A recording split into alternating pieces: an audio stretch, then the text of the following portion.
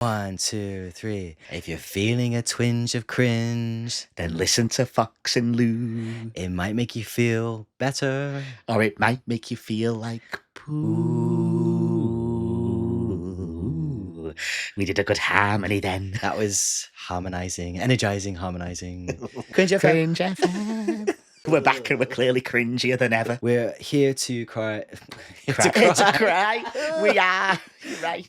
We're here to try and get over our cringe, and that's the ultimate aim of this podcast. And hopefully help other people get over their cringe too. Exactly. And this time we're focusing on dating cringe. Yes, dating and relationships and love and lust. And loneliness and emo meltdowns. Yes. When you're thinking about situations that make you cringe, dating and like early on in a relationship is definitely high up there on the scale, right? On Yes, the cringe it is scale. very much high up there because you end up changing yourself. You end up falling for people that maybe you shouldn't do. Yeah, and put so much pressure on it that you end up doing the cringiest things and you're not being your true self. Even just the word dating and like the word date, there's so much pressure with a date. What does that even mean?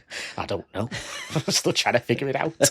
But we've actually had submissions sent in, haven't we? We certainly have. Thank you so much for sending in all sorts of different stories on different topics. So yeah, I'm really excited to have a look because I haven't seen any of this before. So Neither have I. Let's have a look and see. My first date was in a cemetery with an emo guy. And a funeral happened at that moment. Oh, that's an omen of some kind. Unless you like that, I suppose. It could be, I mean, it's an emo guy. It is the ultimate emo date. Yes, nothing like love to make you think about death. I once heard that any story is a love story. No, any love story is a tragedy if you follow it for long enough. Oh, that's quite depressing, isn't it, really? I know. I know, because I thought about it for a while and I was like, oh, I guess it's true. It is true. Anyway. Oh, that's awful. I know. Let's just try and forget about that because I know you don't like to talk about death. Oh, I hate death. We'll have to actually do an episode on death, although it's not that cringy. It'll be the final podcast we'll ever do. Maybe cringy ways to die. That's actually so good. But anyway, relationships, dating. Oh, let's read this one. So, right, when I was dating someone, he had a twin and I kissed the other brother I wasn't dating. I can imagine that happening if they're identical twins, perhaps. Well, only if that twin allows it. Because I didn't think of that. like, they obviously wanted to kiss their twin's partner there. Because it's a bit of a scoundrel thing to do, isn't it? Well, that is definitely up there on the cringe scale. But, you know, it's hopefully, I think cringe plus time equals comedy. That is the ultimate equation. How about I had a crush on anime boys at 10 and would read fan fiction that my dad caught me reading. Oh my God, listen, I can hard relate. Right, honestly, this is great. Well, it's not great, but it's great for me. Listen, just to make this person feel better, I used to read not safe for work fan fiction on an adult site. Don't want to even say the title of the book. Let's just say a famous wizarding book by a certain author. No. And I used to do it on my dad's laptop back with the dial-up modem, go online, go on the fan fiction site, read all of my naughty fan fiction, and then one day my dad rang me up and said, those sites you've been going on have been costing me a bloody fortune. And I just knew that he must have said, because I didn't know to like delete search history and things like that. Of course, yeah. So he definitely saw, and that's cringy in itself, but also the fact that it was wizard porn. Wizard words to give you the horn. Did you ever write your own? I didn't write my own, but I wanted to, and I had a friend that also was into it, and she wrote her own and printed it off and brought it into school for me so I could read it. So it was, I guess word got around that I was into my wizard porn. Oh my goodness. I have a similar tale, but not to do with wizard porn. I was kind of trying to figure out my sexuality and I was wanting to chat to women online, and I was just like a child myself. I was about 16, I think, and I used my dad's computer and I found these chat rooms in America where there was like lesbians in a chat room, and so I was chatting to them, but they kept on calling me jailbait and I didn't know what jailbait meant. What does it mean, actually? It means that you're too young. Oh, got you. So yeah, they were all like these older lesbians, and I was so desperate to like meet people. I was just like, oh. And then my dad said to me, he said, can you stop connecting to those chat rooms? Or he said something about the chat rooms, and I just wanted to die because I felt so embarrassed that I was, Aw. talking to women online who were telling me that they didn't want to talk to me.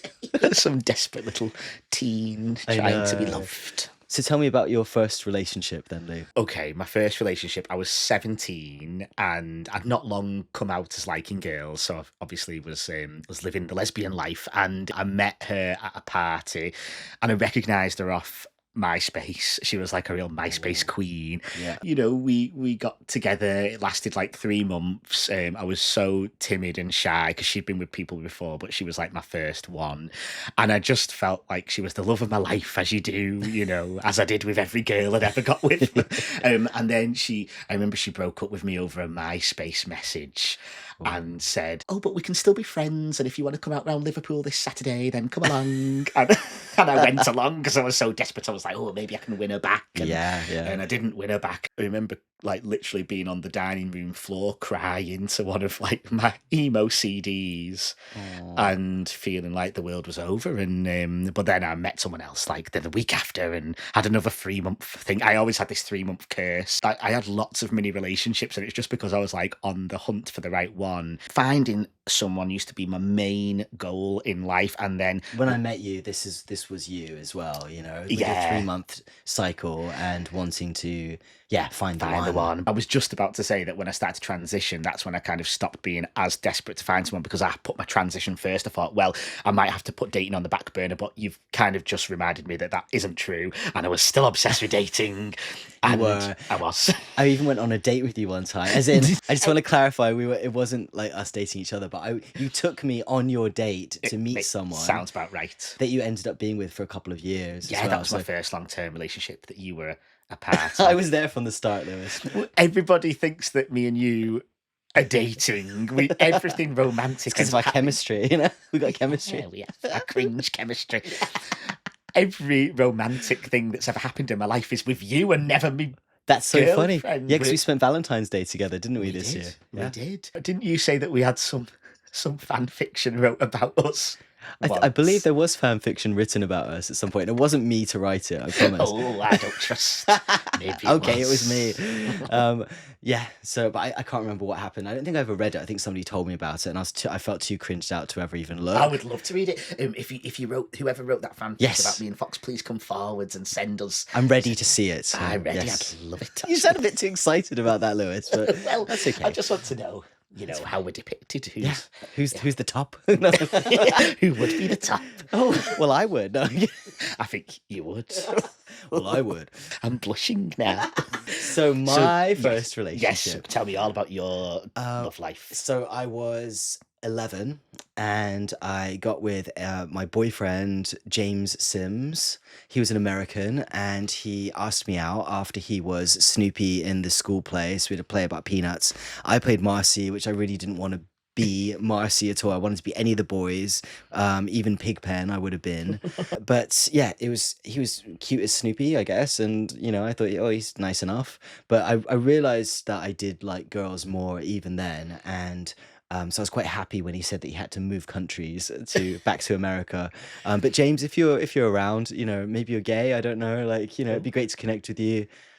You're not on the market though. Oh yeah, I'm not. I don't mean connect with you like that. I just mean like, you gave me a little box with a turtle on it. You obviously cared about me, so But my true love, like my first love that I really felt really in love with this person was probably when I was about 17, and they seduced me. I believe they seduced me. Madeleine, you seduced me by inviting me round to her house and playing piano in the style of Tori Amos. And I think she actually played some Tori Amos covers. And I was just like, take me, I'm yours. A 90s lesbian's wet dream. Exactly. It was just like the nectar, Anyway, they dumped me after 9 months or so.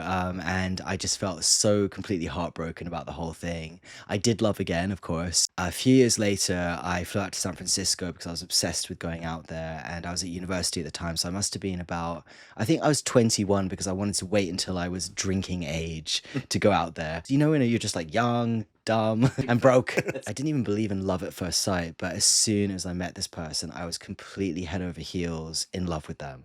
And they felt the same way at the time, which was great. We just spent all our time together in San Francisco, and they came to the UK, and then we broke up in Germany. But what I did, which is the biggest cringe thing ever, is I made a zine about my breakup. Like, and it's truly awful, and I have it here to show you. Get it out. Okay. Whack it out. Okay, here it is.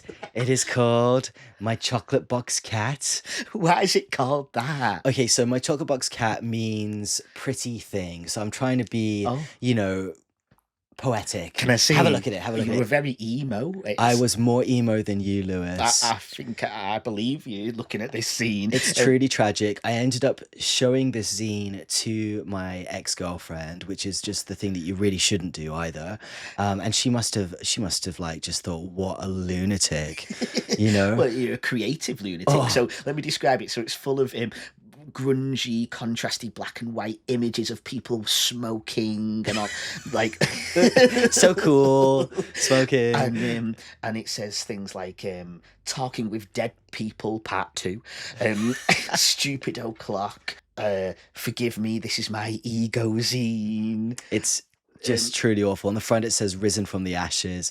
I was working through my heartbreak with this scene, and I somehow thought it was appropriate or okay. This makes me cringe so much because a lot of it is like really terrible poetry. Please read the poem. Oh my god. Okay, here we go. Wait, will you sing it? To add extra cringe to it. Well, there is a guitar right next to you, so go on then. Right. Okay, the title of this is A Void Without Wishes, I Fear. You could just do it like a sort of like Rap. a rappy, yeah, like you Okay, know, like like spoken word. spoken word Okay, music. okay, here we go, And okay. I'll try and play some nice, Okay, fine. nice, lovely chords. 1, 2, 3, 4. In the plethora of pieces which make up my love, that fleshy ball of love and matter, that weakness turned heart and complexity, I search for a piece of my mind. Your own is clogged with faulty synapses. We're all merely muffled, sense and spent. I lead you astray from this present tense to rest amongst the orange leaves, the crisp stillness, tap dancing on ice puddles, summer skin, and fields of carrot tops. Blink. Oh, blank. Like now. That's the end of it.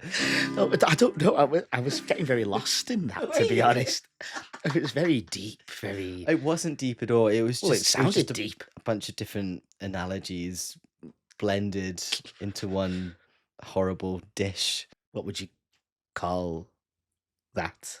What would I call that? The title of it. Oh. The title is A Void Without Wishes, I Fear. I feel you're going to get some listeners falling in love after that. Oh, what with me?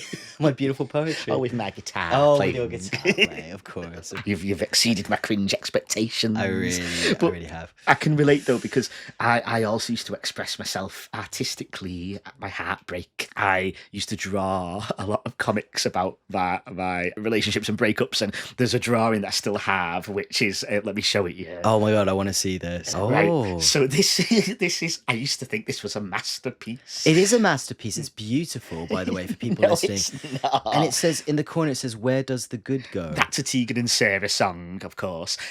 So it's a cartoon of teenage me climbing up a big mountain to try and get away from my tragic love life past. It's got some of my significant exes in the background. Wait, where are they? I can't see them. There's one there on the couch in the living room, and one there Oh, yeah. by the train, and then that's me up in the bedroom On your being, own. heartbroken on my own. I love this. And I drew it in pen and then coloured it in on Photoshop, and I've got the Tegan and Sarah lyrics coming out of my ear as well, out of my headphones. I've got headphones, and it's just like a very I don't know Wow. what it is. It's some kind of scene. I love this. It's like the perspective is all like really quite trippy, actually. And I think it's quite a positive one in many ways because you're like climbing up, you're climbing out of this pit of whatever this is, despair. I And mean- there's a train track there and you're not throwing yourself on it. So that's positive. Yeah, I've not hit rock bottom yet, but the expression on my face says it all. I think. What do I look like there? You look a bit pensive. Well, pensive. I think I'm very Sad.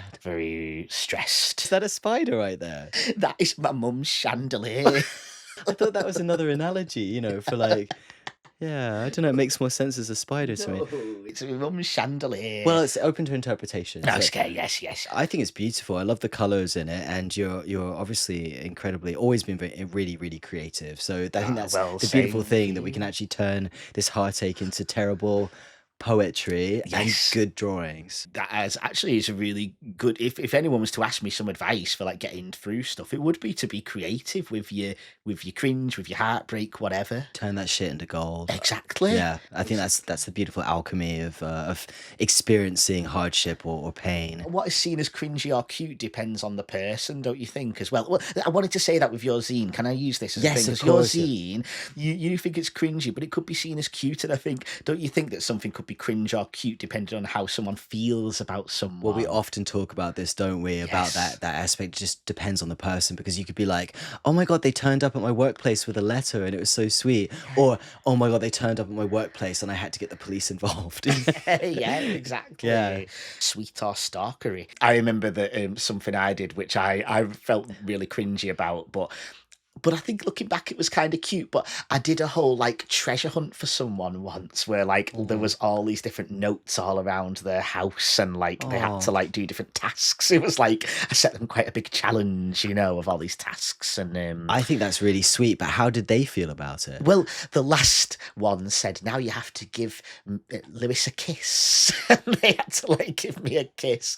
I Oh. think that the thing is, the relationship didn't last long after that. So I'm wondering if I came on a bit too strong too soon Oh, maybe too much effort, but to try hard. yeah, But but I it's don't so like. sweet. The right person would be like, "Oh my god, that's amazing. You're such a Yeah. keeper." And So I'm not bothered now. I found my right person now. And something that drew me to my girlfriend Jo is that she loved my cartoons. So I instantly started drawing for her, and she really appreciated them. she does love them. And I've Yeah. drawn cartoons for people in the past. I've turned them into weird superheroes and things. Like I once gave this girl like a tin suit with laser beam boobs on her request. She was called the Tiny Tin Lady. And anyway, I used to do I these love weird that. things. Yeah, so Yeah. but it's like if it's the right person, Yeah. then it's not cringe at all. That's right, yeah. So Yeah. yeah, there's hope for all of us. Just rewinding 1 second, I just want to share this image with you. It's an ad for a club night in a scene magazine. I'm here pre-transition, photoshopped onto it. 100% new gay. It says 100% new gay. I'd gone to a club night the week before, a few weeks before that, and we had our photograph taken at the club night. And then in this magazine that we saw later on that I found, this ad was there of this club night I've never heard of, never been to. They'd superimposed the logo on the chest. Yeah, well, that's a compliment. They wanted to.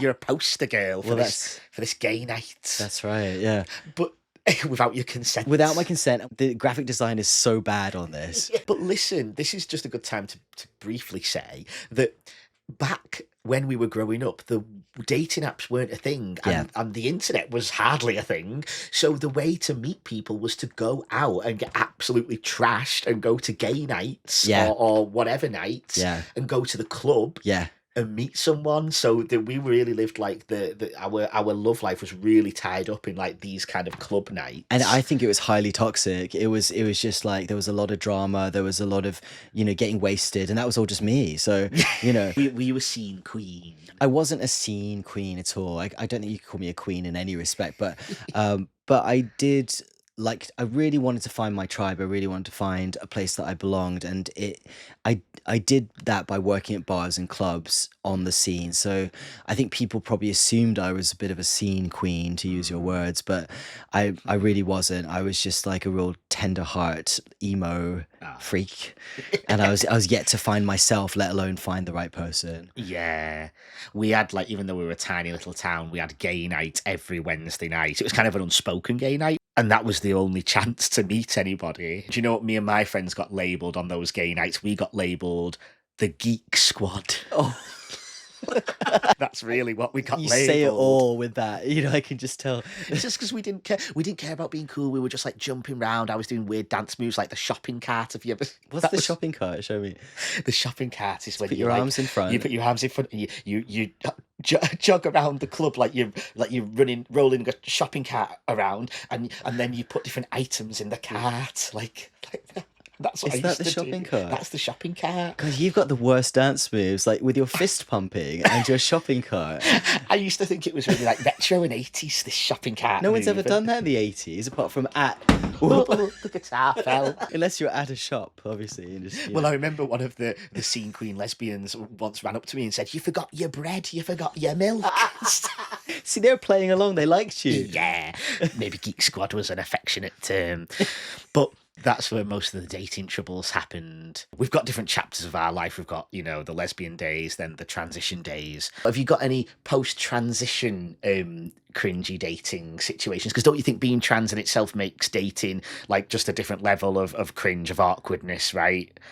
Yeah, for sure. When we met, I was in a fairly long-term relationship with my bestie that I can't even imagine being with them now, but I think we were just a bit confused. But after we broke up, I was really heartbroken, and I had these 3 years where I was just on my own, not single, ready to mingle. I was just single. You know, I wasn't looking for anything at all, and I knew that I needed to just get over various things with my transition, and so I just knew I wasn't ready to date at all until the final year.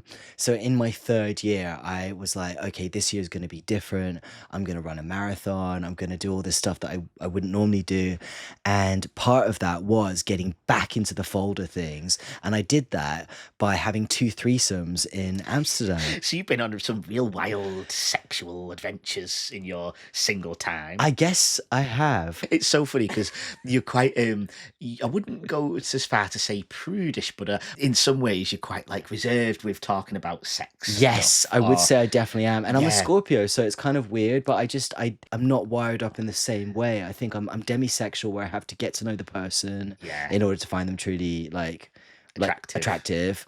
And I can obviously see that people are attractive, but I'm not like hubba hubba. I want to get with that person. Yeah. You know. You So have to get to know them and like, you know, feel their energy and stuff, right? I do. So looking back, do you have any cringe, or do you just love that you had all those experiences? I guess I can look back on it and just think it was all fine. You know, I think maybe at the time I did feel a bit of anxiety around it, but yeah, not anymore really. So that's great. I've gotten over that. Yeah, It's it's really, just really become good. a story to tell, and you know, we only live once, YOLO. YOLO, exactly. But how about you? One thing sticks out to me. This is just before I met my current partner, which we've been together for 7 years now, me and Joe. So this is going back a bit. But I came out of a long-term relationship, and during that time, I went through surgeries with being trans, but also the dating world really changed. So when I came out of that relationship, suddenly everyone was using Tinder and all these online dating apps, and thrown into that, it's daunting. You know what I mean? I was in like my mid to late 20s, and I was really out of the loop, and you know, I went on all these dates, and I just remember going on this one date where I had to drive to get to this certain town. And I'd never been to this town before. I didn't know it. So I parked up in this random car park, and I was desperate for a wee. And it was like a 15-minute walk to this pub that I was meeting her at. And I was absolutely desperate for a wee. And I thought, there is no way I'm going to last this 15-minute walk. I was full on desperate. So I tried to wee into an empty bottle in my car. And I hadn't had my lower surgery at this point. And as you know, with that equipment, trying to wee into a bottle is just not Impossible. it's not going to go well, and it didn't go well, and I got the wee all over me. But I thought to myself, well, I actually have a bunch of my old clothes in the boot of the car. I thought, great, okay. So I went to the boot, but the only thing I could find was swimming shorts. And I had to put on the swimming shorts and show up to the date in the swimming shorts. They were swishing as I walked. They were... And first impressions obviously really count. Yeah, right. And so that already put me off on the wrong foot, you know, in an anxious state of mind. I mean, I think I spent most of the day just sat down so she couldn't really see under the table what I was wearing. But then I thought, I don't actually know if she knows I'm trans or not, because I don't think I disclosed it on my Tinder bio, because that was a big conundrum. Do I disclose I'm trans on my online dating profiles? And I don't think I did at this time. I started to tell her that I was trans, and she started getting really upset to the point of tears, because her ex was trans and he broke her heart. And she started talking about how hard it was for Oh her. my goodness. So she didn't realize you were trans, but then she was going on about her ex who It was was kind of trans. quite nice in a way because she obviously didn't care about me being trans, but she did apparently still very much care about the ex. Yes. I mean, she was lovely and stuff, but the whole day, it just was a disaster. I showed up and all of her friends were actually close by on all these high chairs as though they were a set of judges looking down on us, like In your scrutinised. swimming shorts. And that kind of put me off online dating actually after that. And then I actually met my girlfriend Jo now at a party IRL in real life, which is nice. Thinking about online dating, pre-online dating, people used to write into magazines and they'd put little like ads at the back. And so I did that after I broke up with my first love. I put an ad in Diva magazine for someone. And I remember I was 18 at the time, but I lied and said I was 19 because I wanted to get to show people that I was very mature, which I just think is like ridiculous. Why did I do that? But what I did, when you do the ad, you get letters back from people. So I got stuff in the post from people where people would send me a letter and I send a little picture of themselves as well. And I only met up with one of those people and they turned up in this like long black dress and they had this bag with them that looked like a sausage dog. That's like all I really remember about this person. And immediately, you know how like first impressions count, swimming shorts? Yeah. I just immediately thought, I just don't vibe with this person. They're not my kind of person. I don't know why. It was just kind of an immediate feel. You know, when you only had a letter to go by, to be honest. Yeah. Sometimes you've got to give people a chance, though. Well, that's the thing, Lewis. I did. Oh. So we went around Brighton, went shopping, had some food. For some reason, this person said that they didn't have their bank card on them, so I paid for everything that day for us. Okay. And at the end of the date, instead of saying thank you very much, bye, see you never, I said, oh, I'm going back to Hastings now, would you like to come with me? And they said yes. So Did you say out of awkwardness? yeah, Like, it was like it fell out my mouth and I thought, what am I doing? I didn't think they'd say yes. They said yes. So we went back to Hastings and then we went out that night. We went out, I can't remember what it was. There was like some band playing or something like that. So I took them to this gig. Again, I was buying the drinks and so on, bought them food. And my sister was around and I said to my sister, I said, I'm on this date with this person. I don't really vibe with them. So my sister came back to where I was staying and she was like arranging things. She was like, you can sleep in this hallway. And and there's a bed over here and we put some cushions here. And my sister was like making sure that we were all separate. And this girl at that point got really, really upset and she started crying and she said, but you bought me dinner. It almost made me like mad because I was like, I'm just trying to be nice, you know. But I wasn't like clear with my boundaries. I wasn't clear, with what I wanted. And so I've learnt so much obviously since then. That goes to show, doesn't it? Like it was as much your fault as hers because you led her on. I did. I led her on. But you led her on out of kindness, you got to be cruel to be kind sometimes is the point. That's it. I think if there's any lesson to learn, it is our own boundaries. And I'm not going to play the trans card for everything because everyone's got their own insecurities. I think when you have insecurities and you've got that like desperation to be affirmed, to be loved, reassurance seeking, that is what I do a lot. Then you can get yourself into all kinds of people pleasing pickles, you know. And absolutely. I do also stand by though that when they're the right person for you, it doesn't bring out that side, absolutely. That reassurance seeking side. So I think, oh God, dating really holds a mirror up to yourself. It really does. Yeah. I'm actually very pleased that I'm not in the world of dating and that I am in a stable relationship. We're going to be celebrating 10 years this year, which is very, very exciting. Well, that's inspiring for people, isn't it? You know, all of the cringy dating tales you've got to tell. They're all just stories now. You've made it through and you found the one for you. Absolutely. Yeah, for sure. But as I said, any love story is a tragedy if you follow it for long enough. Well. I jest, but I know, but that makes me think really deeply about the fact that even if you stay together forever, one of you's going to die first, and then that's the tragic ending. Or unless we kind of go together, and that's also a bit of a tragedy. A double tragedy. Yeah, but very Romeo and Juliet, I suppose. Yeah. I don't know if we've done any job of making people feel better in this podcast at all. I mean, there's no real conclusion, is there? There's Apart not. from, dating can be hard. It's hard to find your tribe and hard to find your people sometimes. But Yeah. kiss a lot of frogs and you might marry a A prince or a queen or a non-binary royalty. non-binary royalty in my case. Yeah. Exactly. Yeah. Do you think we read out enough dating stories? Let's read a couple more. Somebody says, when I told my ex I was FTM, so that's female to male transitioning, and not a cis girl, they asked me if I was still their girlfriend. Oh, well, obviously, if you've just come out as a man, essentially, you are not the girlfriend. But unless they're just like, it obviously takes a moment to get the language Yeah. down.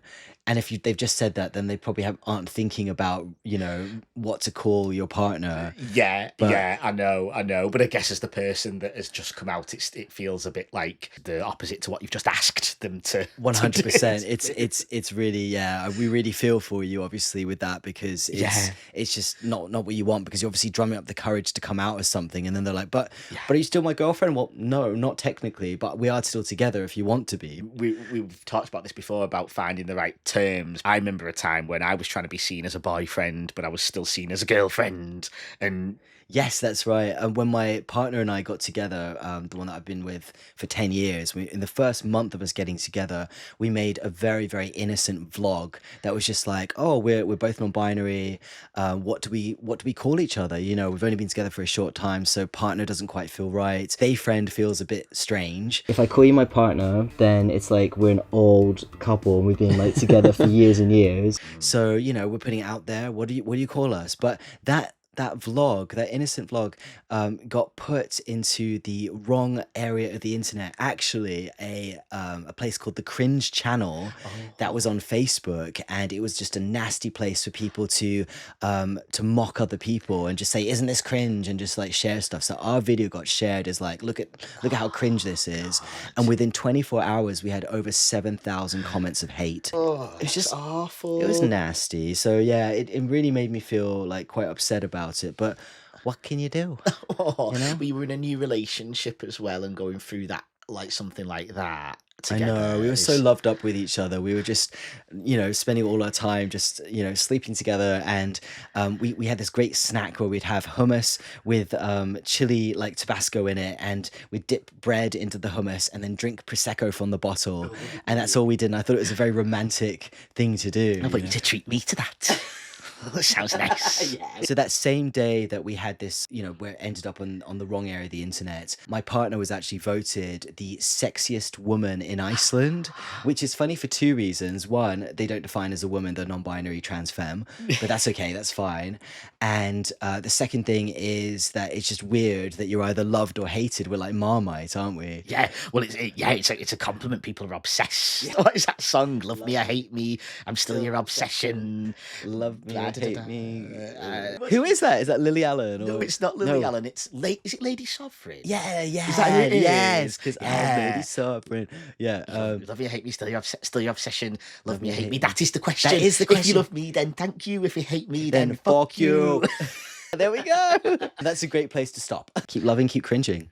Keep loving. I keep don't know why I said cringe. that. We don't want to cringe. That's right. Just keep loving. Well, yeah, but to be cringe is to be free. Yes. To be cringe is to be free. Or to be cringe and not care about being cringe is to be free. Yes, A yes. slightly longer version of that. We hope we've made you all feel a bit better about some of your dating experiences. I feel like this is a topic we can come back to. Do you know what I mean? There's only so long you want to listen to us. Oh, absolutely. Yeah, for sure. But keep sending in your stories to us because we love to read them, and you will appear on our little podcast. And we're really terrible at saying goodbye, aren't we? We do it on the We phone. talked about this. We can Yeah. never say goodbye when we're on the phone to each other. It's like bye, Bye, bye, bye, bye, bye. And then bye, just as bye, I'm about to hang up, I'll say, so what are you doing today? And I'm like, oh, yeah. So we'll try and do another hard stop. Maybe we could hard stop by I could read a bit more poetry and you could do some more Yeah, we guitar. could do a slow We could do a fade, fade out. out. Yeah, go on fade then. out. Don't know why I suggested this. You know, I've got loads of love songs online too, actually. Why are we both the same? I don't know. This one's called Eons. Okay, go on, go for it. Go. Hone it down and concentrate. You're like a firefly, I admit.